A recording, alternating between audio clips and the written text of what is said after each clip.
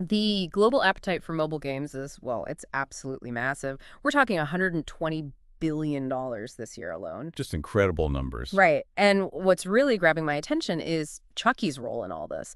It's rapidly becoming a significant player. It is. And Yeah. it's not just happening organically. There's quite a network of state support really actively, fueling this expansion. Yeah, it feels like a smart strategic move, tapping into this huge global market, fostering innovation. Absolutely. The potential for economic impact is just substantial. Exactly.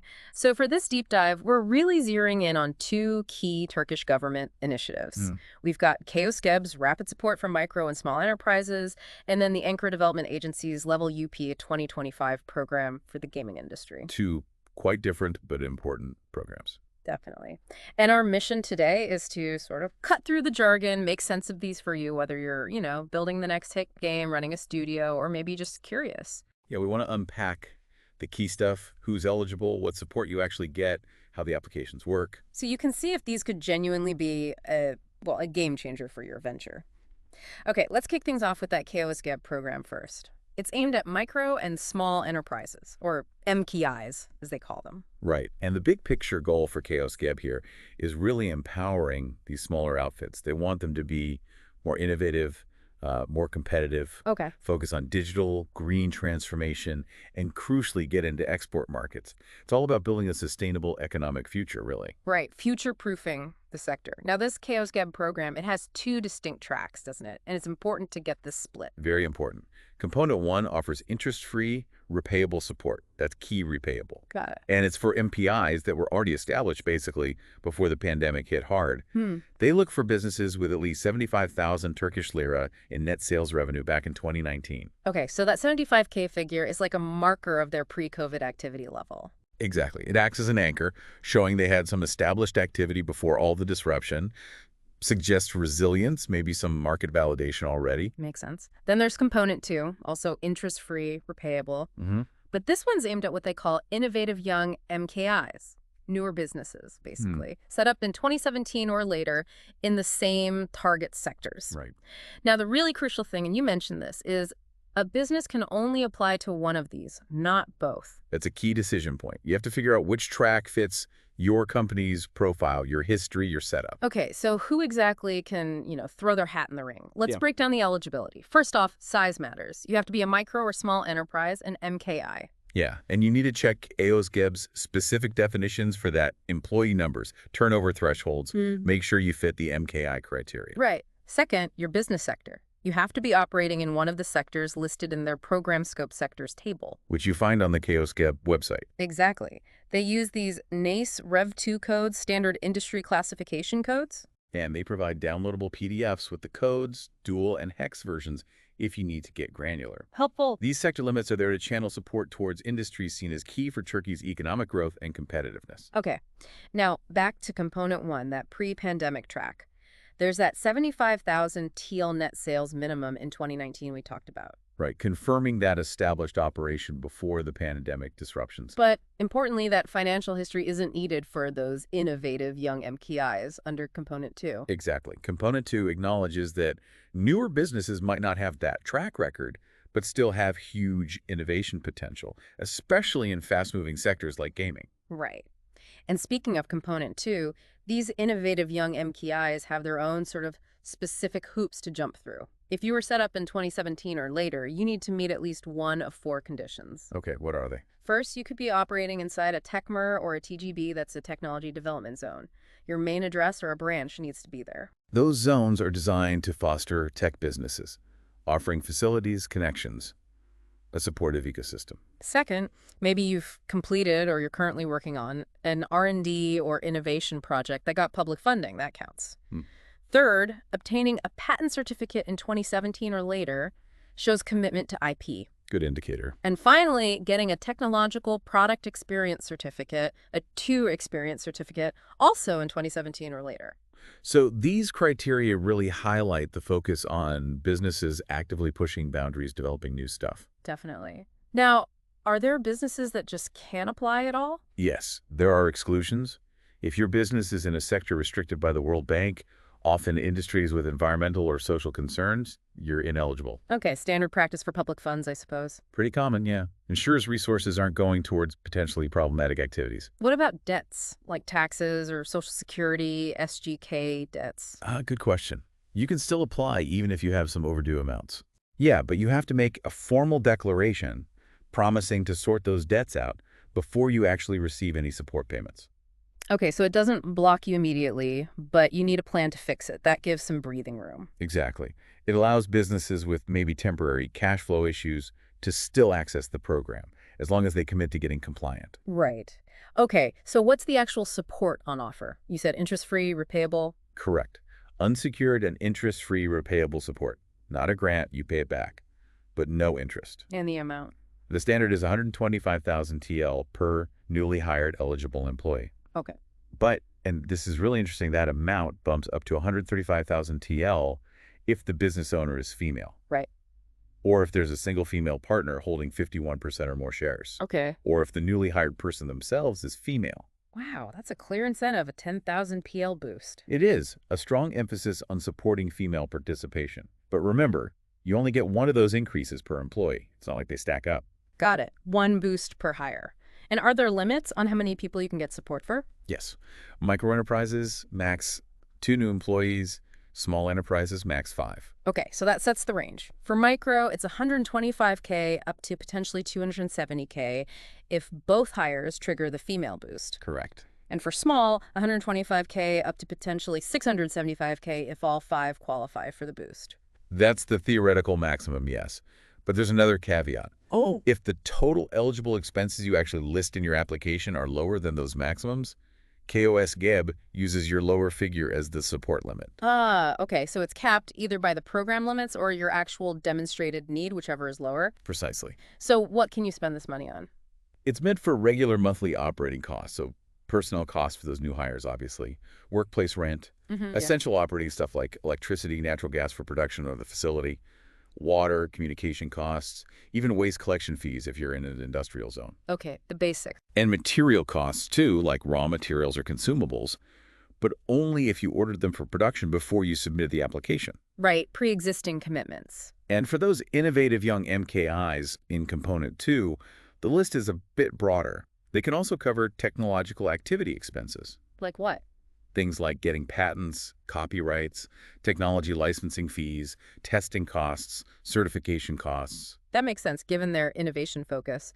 Those R&D type costs add up fast. Exactly. It reflects the investment needed for developing and protecting new tech. Okay, let's say you've navigated the application, got provisional approval. What happens next to actually get the payment? Right. Several conditions need to be met. First, your business has to be registered in the KOS-GEB database.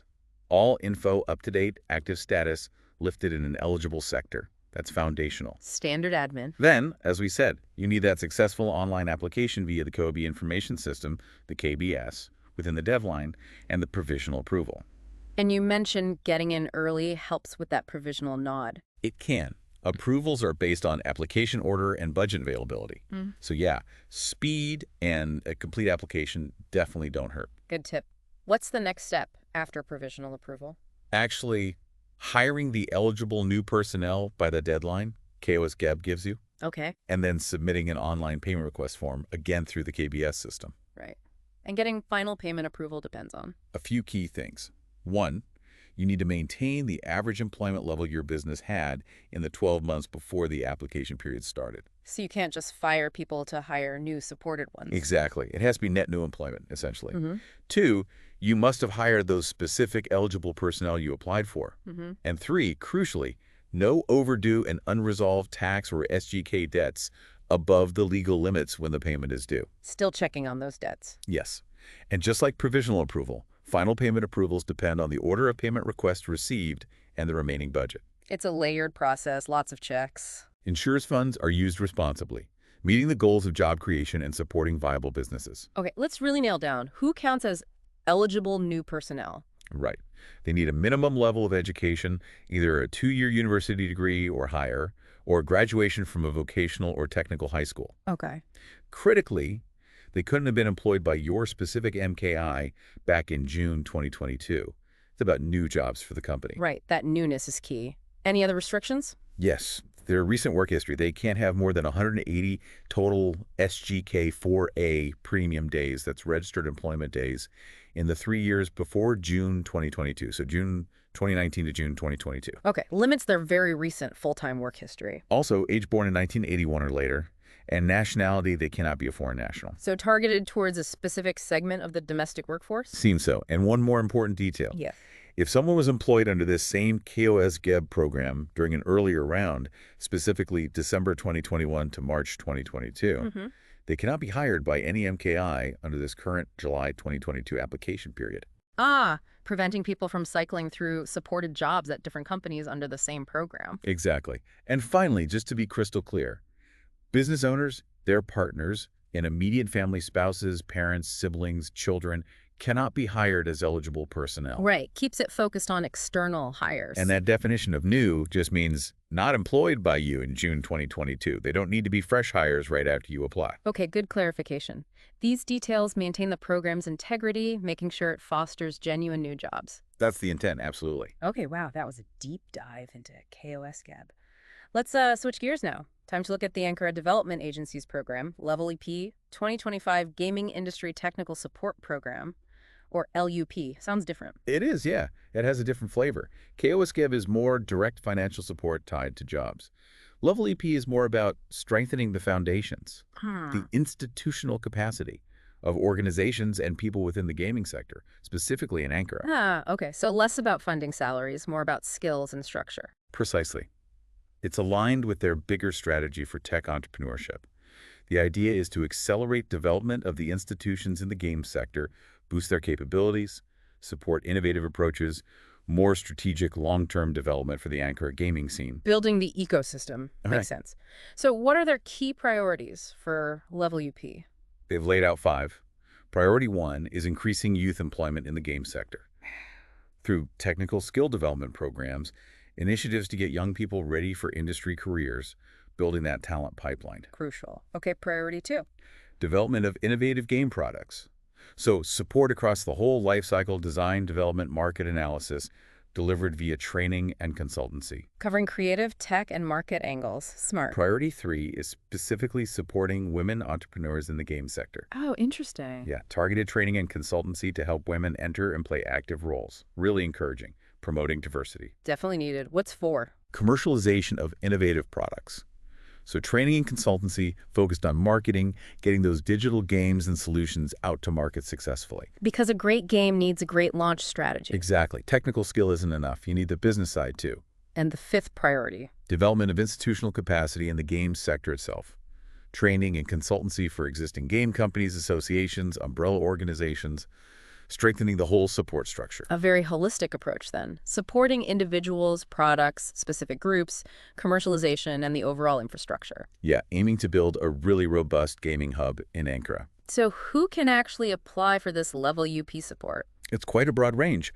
Universities, public institutions, local authorities, public professional organizations, Okay. NGOs, technology development zones, those TechMers again, organized industrial zones, and even other profit-oriented businesses and legal entities. Wow, pretty inclusive. And they mentioned partners can be involved in designing and implementing the activities too, allows for collaboration. And who benefits? Who's the target audience? Again, very broad.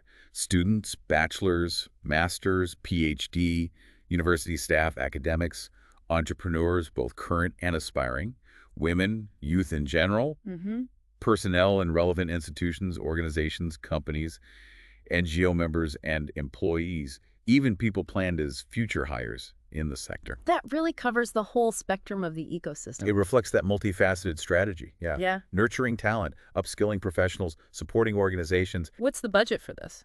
The agency's put aside 12 million Turkish lira for Level UP. It's a serious investment. That signals strong commitment. Yeah. How does the funding work per project? You said it's technical support, training, consultancy. Right. So for each approved project education or consultancy, the maximum budget is 500,000 TL, including VAT.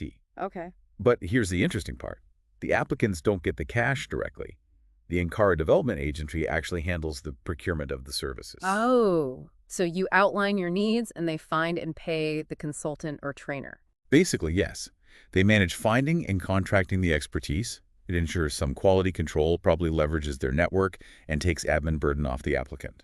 Interesting model. And how long do these projects run? Maximum 6 months for implementation. They're meant to be focused, relatively short-term interventions. Okay, 6 months. And the application deadlines, are they ongoing? They're staggered throughout 2020.